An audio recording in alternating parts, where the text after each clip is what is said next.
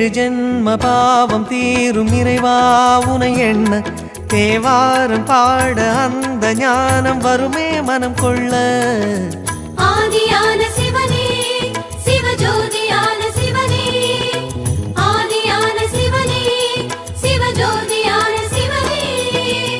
ஏழு ஜென்ம பாவம் தீரும் இறைவா உனை எண்ண தேவாரம் பாட அந்த ஞானம் வருமே மனம் கொள்ள.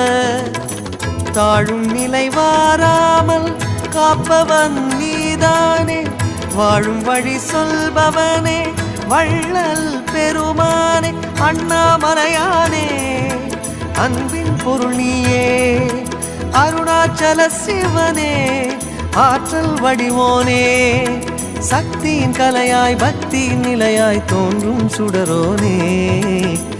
உன்னாமோ